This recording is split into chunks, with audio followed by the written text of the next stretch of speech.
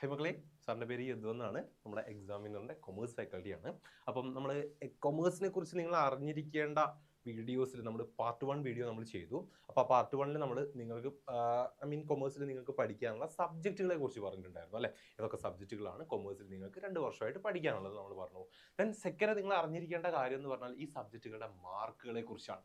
Okay, അപ്പോൾ നമ്മളത് ആ ഒരു ഫസ്റ്റ് പാർട്ടിൽ നമ്മൾ സൂചിപ്പിച്ചിട്ടുണ്ടായിരുന്നു. അപ്പോൾ മാർക്കിൻ്റെ ഡീറ്റെയിൽസ് കാര്യങ്ങൾ സാറ് പറഞ്ഞുതരാം. ഓക്കെ, അപ്പോൾ നമ്മൾ സബ്ജക്റ്റ് പറഞ്ഞ സമയത്ത് നമ്മൾ പറഞ്ഞിട്ടുണ്ടായിരുന്നു നമ്മുടെ കോർ സബ്ജക്റ്റുകളായിട്ട് കൊമേഴ്സിൽ വരുന്നത് അക്കൗണ്ടൻസി, ബിസിനസ് സ്റ്റഡീസ്, എക്കണോമിക്സ് ആണ്. പിന്നെ നിങ്ങൾക്ക് വരുന്ന ലാംഗ്വേജ് ആണ് രണ്ടെണ്ണം. എന്താണ്, ഇംഗ്ലീഷ് മെയിൻ ലാംഗ്വേജ്, പിന്നെ നമ്മുടെ സെക്കൻഡ് ലാംഗ്വേജ് ആയിട്ട് ഹിന്ദിയും. ദെൻ അതിനുശേഷം നമ്മുടെ ഓപ്ഷണൽ പേപ്പേഴ്സ് അല്ലെങ്കിൽ ഓപ്ഷണൽ സബ്ജക്റ്റ് ആയിട്ടുള്ള ഇതിലേതെങ്കിലും ഒന്ന് നിങ്ങൾ ചൂസ് ചെയ്ത് പഠിക്കുക എന്നുള്ളതാണ്. ഓക്കെ, നിങ്ങൾ അലോട്ട്മെന്റിനൊക്കെ കൊടുക്കുന്ന സമയത്ത് നിങ്ങൾക്ക് ഏത് സബ്ജക്റ്റ് ആണ് ഇതിൽ വേണ്ടത് അതിനനുസരിച്ച് നമ്മൾ കൊമേഴ്സ് സ്ട്രീമിനെ ചൂസ് ചെയ്യും. ഏത് സബ്ജക്റ്റ് ആണ് ചൂസ് ചെയ്ത് അതിനനുസരിച്ചുള്ള സ്കൂളുകൾ നിങ്ങൾ ചൂസ് ചെയ്യുക. നമ്മൾ പറഞ്ഞിട്ടുണ്ടായിരുന്നു കൃത്യമായിട്ട് ഏതൊക്കെയാണ് ഇതിൽ പ്രോബ്ലം വരുന്ന പേപ്പറുകൾ, ഏതാണ് ഇപ്പോൾ നമ്മുടെ ഫുള്ള് തിയറി പേപ്പേഴ്സ് എന്നുള്ളത് പറഞ്ഞിട്ടുണ്ടായിരുന്നു. അപ്പോൾ ഈ ഓപ്ഷണൽ പേപ്പേഴ്സിൽ എങ്ങനെയാണ് മാർക്ക് എന്നുള്ളതാണ് നമ്മൾ പറയാൻ പോകുന്നത്. ഓക്കെ, അപ്പം നമ്മൾ ആദ്യം ഈ കോർ സബ്ജക്റ്റുകളിലേക്ക് പോകുന്ന സമയത്ത് നമ്മുടെ അക്കൗണ്ടൻസിയുടെ കേസ് പറയുകയാണെങ്കിൽ അക്കൗണ്ടൻസിയെ നമുക്ക് മെയിൻ ആയിട്ട് ഈ ഒരു സബ്ജക്റ്റിനെ രണ്ട് കാറ്റഗറിയിൽ നമ്മൾ പറയാറുണ്ട്. ഓക്കെ, രണ്ട് ടൈപ്പ് എന്താണ് അക്കൗണ്ടൻസി നിങ്ങൾക്ക് പഠിക്കാനുണ്ട്. ഒന്ന് AFS-ഉം ഒന്ന് CAS-ഉം ആണ്.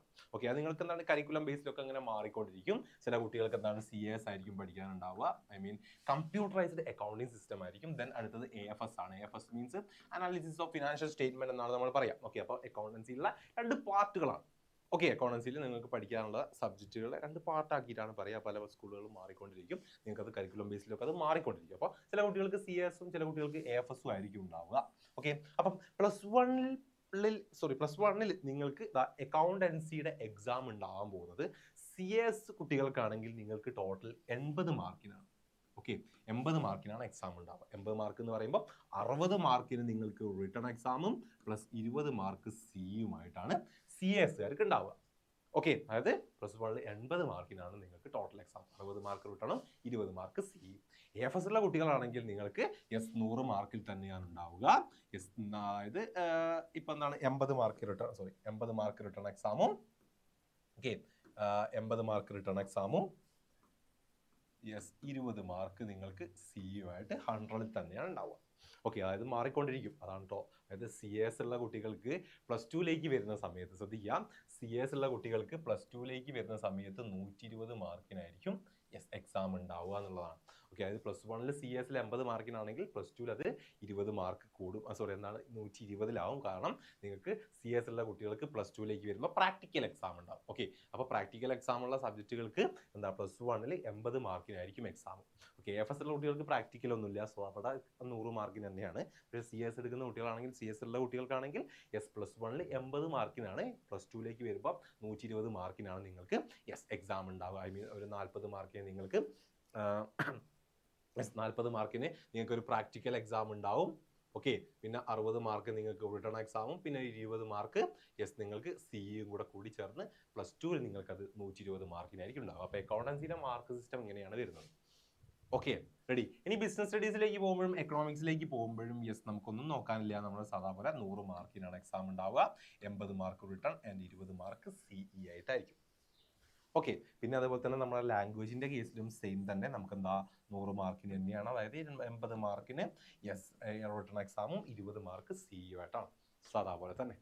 ഓക്കെ, ഇനി നമ്മൾ ഓപ്ഷണൽ പേപ്പേഴ്സ് അല്ലെ ഓപ്ഷണൽ സബ്ജക്റ്റിലേക്ക് പോകുന്ന സമയത്ത് നിങ്ങൾക്ക് ഇതിലേതെങ്കിലും ഒന്ന് ചൂസ് ചെയ്ത് പഠിക്കുക എന്നുള്ളതാണ് അല്ലേ. അപ്പോൾ ആദ്യത്തെ കമ്പ്യൂട്ടർ ആപ്ലിക്കേഷൻ, മാത്സ്, സ്റ്റാറ്റി, ഈ 3 സബ്ജക്റ്റുകൾക്കും സാർ നേരത്തെ അക്കൗണ്ടൻസിയുടെ CAS-ന്റെ കേസ് പറഞ്ഞ പോലെ തന്നെ പ്ലസ് 1-ൽ നിങ്ങൾക്ക് 80 മാർക്കിനായിരിക്കും എക്സാം ഉണ്ടാവുക. അതായത് 60 മാർക്ക് റിട്ടണും 20 മാർക്ക് CEയും കൂടെ 80 മാർക്കിനായിരിക്കും. കാരണം ഈ 3 സബ്ജക്റ്റുകൾക്കും പ്ലസ് 2-ലേക്ക് വരുമ്പോൾ നിങ്ങൾക്ക് പ്രാക്ടിക്കൽ ഉണ്ടാകും.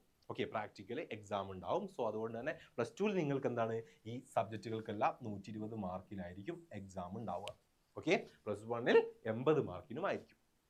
ഇവിടെ ലാസ്റ്റത്തെ പൊളിറ്റിക്കൽ സയൻസ് എന്ന് പറയുന്ന സബ്ജക്റ്റ് ആണ്. പൊളിറ്റിക്കൽ സയൻസ് നിങ്ങൾക്കറിയാം കംപ്ലീറ്റ് തിയറി പേപ്പറാണ്. സോ അതുകൊണ്ട് തന്നെ നമ്മളിപ്പോൾ ഓൾറെഡി പറഞ്ഞ 100 മാർക്കിന് തന്നെയായിരിക്കും 80, 20 എന്നുള്ള രീതിയിൽ തന്നെയായിരിക്കും നിങ്ങളുടെ മാർക്ക് വരുന്നുണ്ടാവുക. സെറ്റ് അല്ലേ? ഓക്കെ അല്ലേ? അപ്പം മാർക്കിനെ കുറിച്ച് നിങ്ങൾ ഇങ്ങനെയാണ് മനസ്സിലാക്കേണ്ടത്. അതായത് നിങ്ങൾക്ക് പ്രാക്ടിക്കലി വരുന്ന സബ്ജക്റ്റുകളുണ്ട്. ഓക്കെ, പ്രാക്ടിക്കലി വരുന്ന സബ്ജക്റ്റുകളുണ്ട്. പ്രാക്ടിക്കലി വരിക മീൻസ് ഒന്നുമില്ല, പ്ലസ് 2-ൽ നമുക്ക് കമ്പ്യൂട്ടർ ബേസിൽ കുറച്ച് പ്രാക്ടിക്കൽ വർക്ക് ചെയ്യാനുണ്ടാവും. സോ പ്രാക്ടിക്കൽ വരുന്ന അക്കൗണ്ടൻസിയുടെ CAS എന്ന് പറയുന്ന സബ്ജക്റ്റ്, പിന്നെ അതുപോലെ തന്നെ നമ്മുടെ computer application, maths, stat. Okay, CA computer application, maths, okay, പിന്നെ സ്റ്റാറ്റി. ഈ 4 സബ്ജക്റ്റുകൾക്കും നിങ്ങൾക്ക് എന്താണ് +1-ൽ 80 മാർക്കിനായിരിക്കും ടോട്ടൽ. അതായത് 60 + 20. ഓക്കെ, 60 മാർക്ക് റിട്ടേൺ എക്സാമും 20 മാർക്ക് CA ആയിട്ടായിരിക്കും. ഇനി ഫുൾ തിയറി വരുന്ന മറ്റ് സബ്ജക്റ്റുകൾ, പൊളിറ്റിക്കൽ സയൻസ്, നമ്മുടെ ലാംഗ്വേജ്, അതുപോലെ തന്നെ ബിസിനസ് സ്റ്റഡീസ്, എക്കണോമിക്സ് തുടങ്ങിയ സബ്ജക്റ്റുകൾക്ക് 100 മാർക്ക് തന്നെയായിരിക്കും. അതായത് 80 മാർക്ക് റിട്ടേൺ എക്സാമും 20 മാർക്ക് CA ആയിട്ടായിരിക്കും. ഓക്കെ, അപ്പം നമ്മുടെ സബ്ജക്റ്റുകളുടെ മാർക്കിനെ കുറിച്ച് നിങ്ങൾ മനസ്സിലാക്കി വെക്കേണ്ട കാര്യം ഇതാണ്. ഓക്കെ, പിന്നെ CAS AFS എന്ത് എന്നുള്ളത് നിങ്ങൾ കുറച്ചുകൂടെ വ്യക്തമായിട്ട് നിങ്ങൾക്ക് മനസ്സിലാവും. അത് ജസ്റ്റ് ഇപ്പം എന്താ നമ്മുടെ സബ്ജക്റ്റുകളുടെ അക്കൗണ്ടൻസിയെ നമ്മൾ ഒരു പാർട്ടുകളായിട്ട് ഡിവൈഡ് ചെയ്തു എന്ന് മാത്രം ഓർത്ത് വയ്ക്കുക.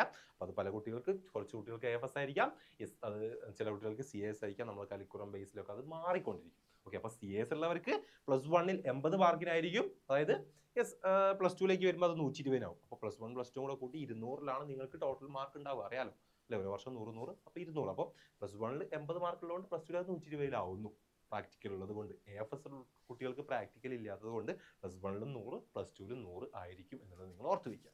ഓക്കെ, അപ്പോൾ മാർക്കിനെ കുറിച്ച് നിങ്ങൾ ഓർക്കേണ്ടത് ഇത്രയും കാര്യങ്ങളാണ്. അപ്പം മോർ വീഡിയോസ് നമ്മൾ ഇനിയും ചെയ്യും.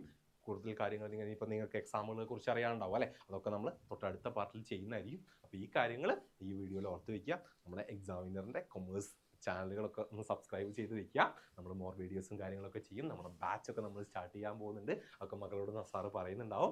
ഓക്കെ, അപ്പം അടിപൊളിയായിട്ട് നമുക്ക് +1 കൊമേഴ്സ് പഠിക്കണമെങ്കിൽ നമ്മൾ എക്സാമിനർ കൂടെ ഉണ്ടാവും കേട്ടോ. അപ്പം ഓർത്ത് വയ്ക്കുക. നമ്മുടെ ചാനലൊക്കെ സബ്സ്ക്രൈബ് ചെയ്യാത്ത കുട്ടികളുണ്ടെങ്കിൽ ചെയ്യുക. ഈ വീഡിയോ മാക്സിമം നിങ്ങളെ ഫ്രണ്ട്സിലേക്ക് കൊമേഴ്സ് ഒക്കെ എടുക്കാൻ ആഗ്രഹിക്കുന്ന മക്കളിലേക്ക് ഷെയർ ചെയ്ത് കൊടുക്കുക കേട്ടോ. ഓക്കെ, അപ്പോൾ വീണ്ടും കാണാം. സാറിൻ്റെ പേര് മറക്കണ്ട, യദു എന്നാണ്. Okay, by.